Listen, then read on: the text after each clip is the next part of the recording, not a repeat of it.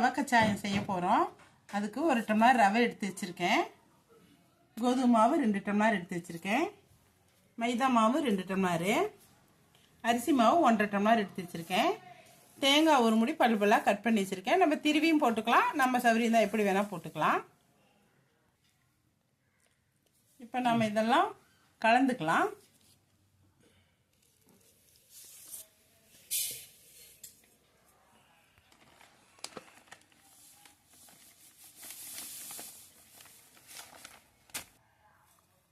இப்போ நம்ம இதுக்கு கொஞ்சமாக உப்பு சேர்த்துக்கலாம். தூள் உப்பு 1/4 ஸ்பூன் போட்டிருக்கேன்.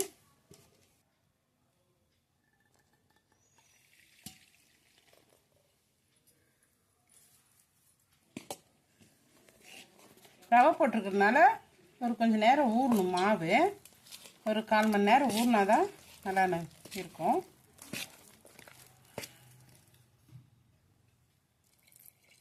இதுக்கு தண்ணி நம்ம இது இட்லி மாவாட்டு இருக்கணும். இப்போ மாவெல்லாம் குட்டி கலந்துருக்கு. இப்போ வெல்லம் அதே மாவு எடுத்த டம்ளர்லேயே 1 டம்ளர் வெல்லம் போட்டிருக்கேன். நம்மளுக்கு இனிப்புக்கு தகுந்த மாதிரி வெல்லம் சேர்த்துக்கலாம். இனிப்பு எவ்வளோ வேணுமோ அவ்வளவு. ஃபஸ்ட்டு கட்டி இல்லாத கலந்துக்கிட்டு இன்னும் கொஞ்சம் தண்ணி ஊற்றிக்கலாம்.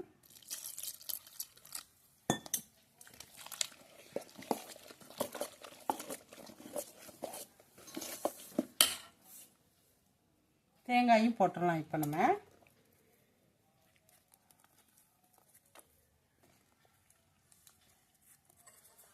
வெல்லம் போட்டு நல்லா கலக்கி வச்சிடலாம். கச்சாயம் ஊற்றும் போது நம்ம எண்ணெய் காயுது பாருங்க. அப்போ சோடா, பலகார சோடாவும் ஏலக்காயும் போட்டு நம்ம கலந்து ஊற்றிக்கலாம்.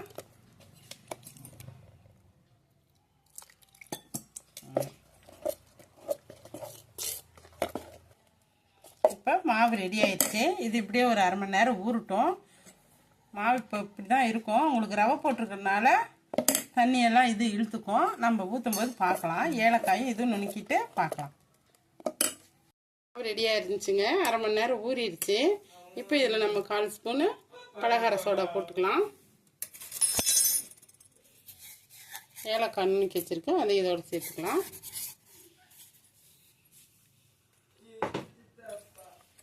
நல்லா கலக்கிவிட்டு இப்போ கச்சாயம் ஊற்றிக்கலாம். நல்லா கலக்கணும். இந்த சோடா மாவு போட்டுருக்கிறதுனால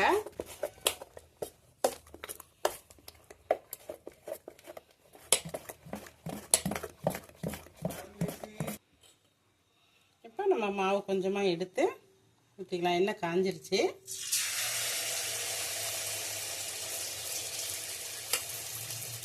அது ஒன்று மேலே வந்தோடனே நம்ம இன்னொன்று ஊற்றலாம்.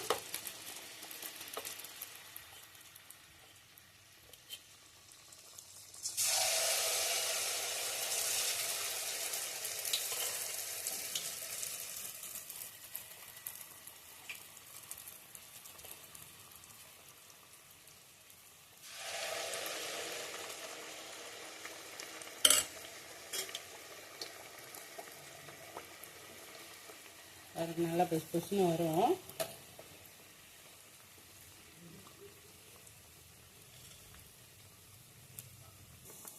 இப்போ ஒரு சைடு வெந்துருச்சு, நம்ம திருப்பிக்கலாம்.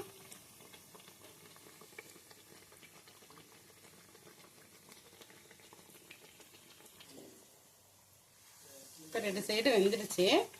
நம்ம எண்ணெயை ஃபில்டர் பண்ணிட்டு எடுத்துக்கலாம். எண்ணெய் காஞ்ச எண்ணெய் ஊற்றிட்டோம்னா கொஞ்சம் மீடியமாக வச்சுக்கலாம். அப்போ உள்ள வரைக்கும் வேகும்.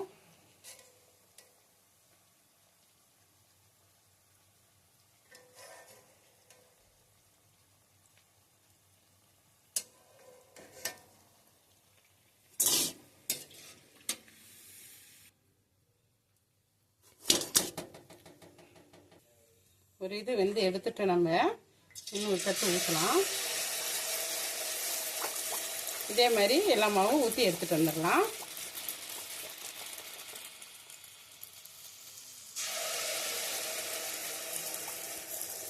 எல்லா மாவும் சுட்டு எடுத்துகிட்டு வந்துட்டோம். கச்சாயம் நல்லா வந்திருக்கு. தேங்காய் பல்லாக அறுத்து போட்டு செய்யும்போது நம்ம மென்று சாப்பிடும்போது தேங்காயோட நல்லாயிருக்கும். திருவி போட்டுக்கலாம். ஆனால் இப்படி போட்டால் தான் நல்லாயிருக்கும். இதே மாதிரி நீங்களும் செஞ்சு பார்த்துட்டு எப்படி இருக்குன்னு கமெண்டில் சொல்லுங்கள். லைக் பண்ணுங்கள், ஷேர் பண்ணுங்கள். மறக்காமல் நம்ம சேனலை சப்ஸ்கிரைப் பண்ணுங்கள்.